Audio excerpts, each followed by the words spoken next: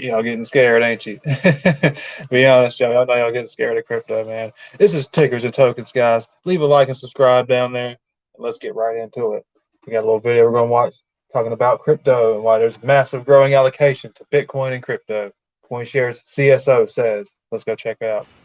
Look, really, really consistent and clear trend. Crypto investing is here to stay.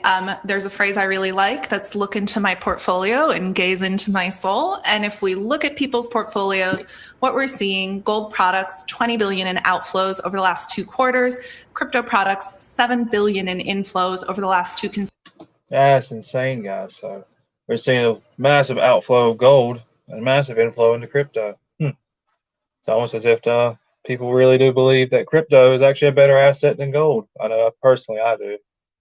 Bitcoin itself is, called the digital gold. You know what they say? That's what they call it, digital gold. And you know why they call it that? Because it has all the same properties as gold. It's nice, steady, inflation supply. It's got a few things that is better than gold. It's portable. It's immutable. You can't change it. You can't confiscate it. There's nobody can tell you how much you can own. There's no cap to it. There's only 21 million Bitcoins in existence, though. So this thing will eventually just cap out at 21 million Bitcoin, guys. And then gold, gold is just, as long as we keep finding more on the planet, we have it. If we keep finding more out in the solar system, by the time we get out there to those planets, we'll have more and more gold. So there's a theoretical infinity to gold. So it only has as much value as we say it does. Same as Bitcoin, but at the same time, because it can only be 21 million Bitcoin. So it's going to have a very strong value no matter what, as long as we believe in it. Consecutive quarters. This is a real trend. Capital is floating out of traditional alternatives and diversifiers like gold into Bitcoin. I think Q2, we've just kicked off the quarter, but already the numbers continue to show that trend accelerating. How do you think about the new products that are coming on the market, ETFs, the companies that are filing for ETFs? Will that dampen volatility in Bitcoin with more and more entry points, more and more on-ramps, so to speak, into the market? Yeah, it's really been interesting to see, historically the banks shunned us, which is why the crypto ecosystem really developed for its first 5 years outside of the traditional financial system. Now, as we've seen over the last few months, JP Morgan, Morgan Stanley, Goldman Sachs, BlackRock, you name it, all of the world's largest asset managers and financial institutions are looking to begin offering Bitcoin and crypto investment products to their clients. Oh, them days are coming, guys. Just you wait. We ain't really had too much regulation in crypto yet. With all the crashes and stuff we've had, though, it's definitely got to be coming soon, because with the whole FTX scandal and the whole implosion, really, of just the entire crypto market, from the Terra Luna, from FTX, from all of it, man, we got to see some regulation here. They're going to start with the stable coins, because that's the closest pegs to the dollar. And the government boys, man, they love their dollars, so they want to stay in control of those dollars, and they can't have no crypto muscle in on that. They ain't gonna have it. You already know they ain't gonna have it. So their stable coins are going to be first. You still got to figure out which ones are actual crypto commodities versus securities. There's that whole argument. The only one they've really said that is actual commodity is Bitcoin. I think they're looking at Ethereum, trying to figure out what they think of it, see if it passes what they call the Howey test. There's a couple criteria to the Howey test, and you had to just we can pull it up if you guys want to, or we can discuss it down in the comments. But it lets you determine whether or not something's a security, and Bitcoin's the only one, for, like I said, that's actually been approved as a commodity, at least for right now. However, at this point, as we've seen at CoinShares, we publicly listed in March. Coinbase is publicly listing next week. There are now a number of avenues through which investors are getting exposure to cryptocurrencies, either directly through structured products. The numbers Coinbase posted for their Q1, 1.5 billion in EBITDA in the last quarter. If they continue that, they'll be larger than every single US exchange in terms of volume and earnings. That's a pretty phenomenal accomplishment. Grayscale actually has a pretty good size of positions in crypto. They are actually doing a lot of these Bitcoins and Ethereum futures trading. So they're ahead of the game as far as institutional investors offering products to their customers. They don't have actual assets you can buy. They don't have like spot ETFs, what they call them. They don't have a spot Bitcoin or a spot Ethereum yet. I'm pretty sure they're wanting to do that as soon as they can. But right now with Grayscale, they got a futures ETF for Bitcoin and Ethereum. So Grayscale is really leading the charge here. A lot of these I've never heard of. CoinShares I'm familiar with, and I think I think this video must be old because I think a lot of their assets under management are much lower now.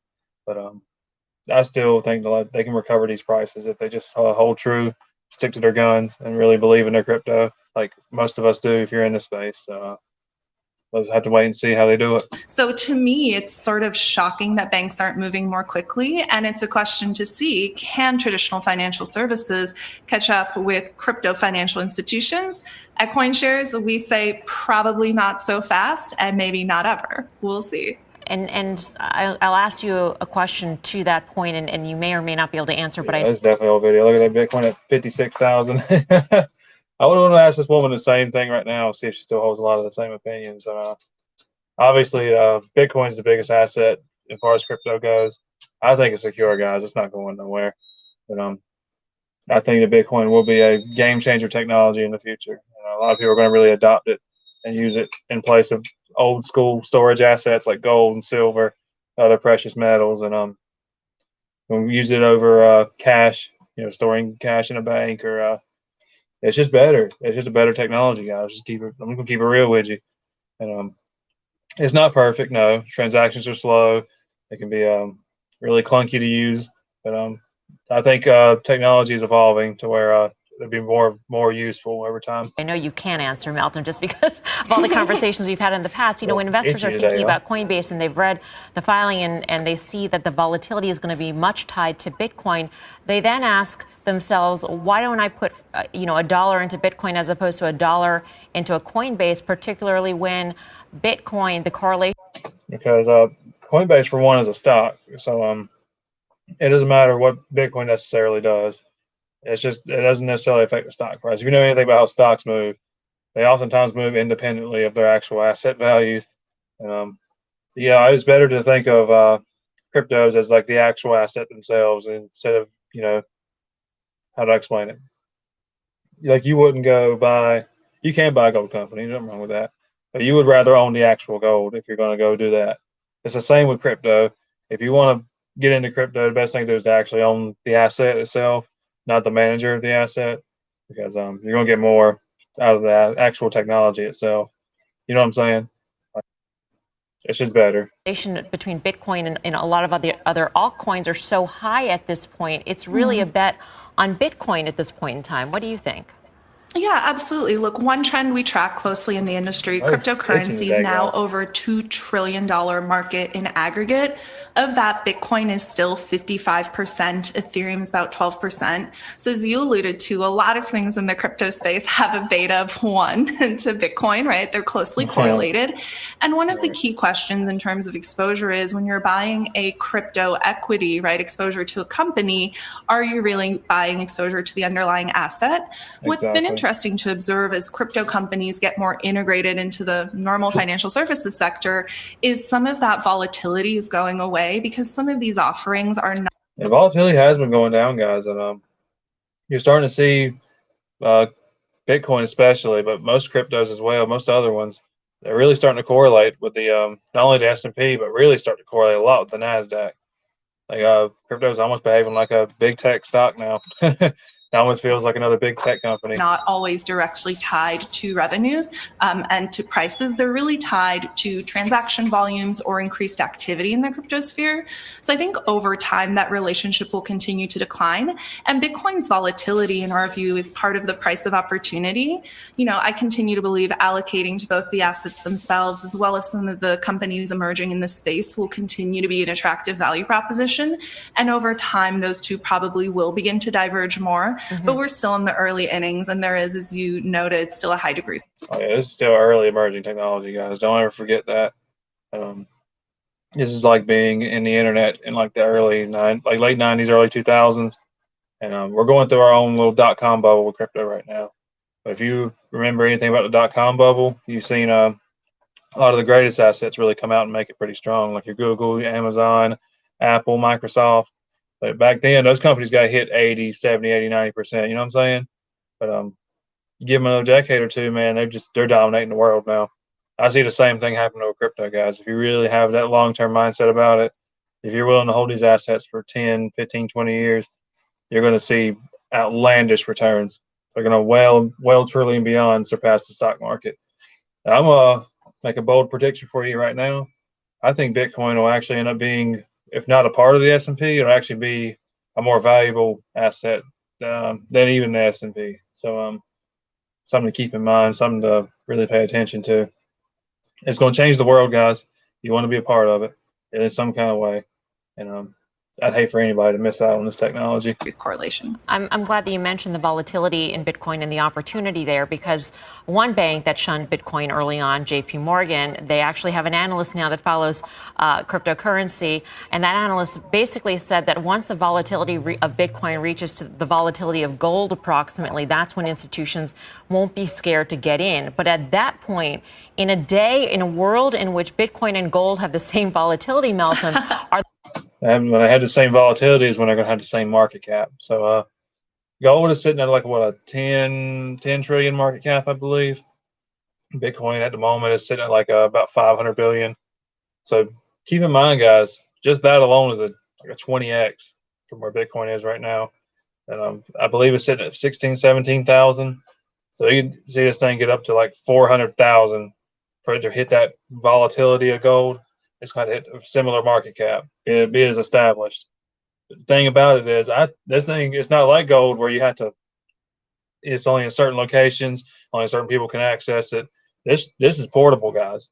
Everybody on the planet, everybody in the galaxy can interact with Bitcoin.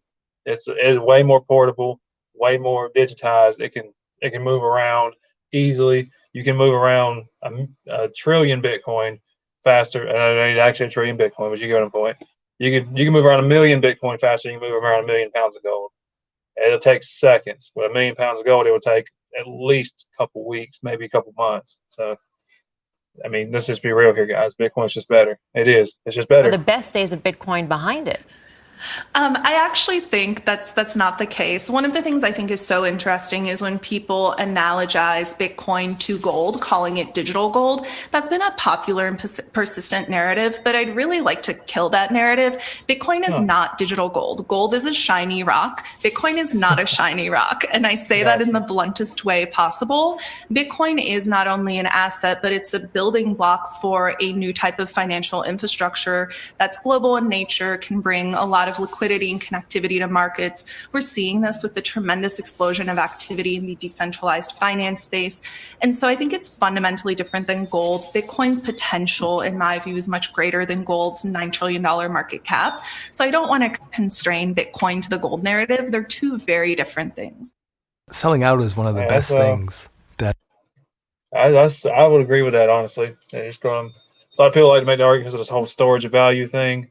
But like I just told you, Bitcoin's going to well surpass that storage of value. I can see it being a medium of exchange as well. It's going to be one or the other. It's going to be a medium of exchange or a store of value. The store of value argument is a lot stronger. But like you said, gold is just a shiny rock. And Bitcoin is a financial technology that can easily spread all over the world and will likely spread all over the world. Anyways, guys, that's going to wrap up the video right here. I'd really appreciate it if you guys go down there and like, subscribe, hit the notification bell so you can always see my videos whenever I post a new one and stay up to date on all the latest and greatest in cryptos and stocks, all these tickers and tokens. Until then, though, guys, this has been Tickers and Tokens. I'm out of here. Peace, guys.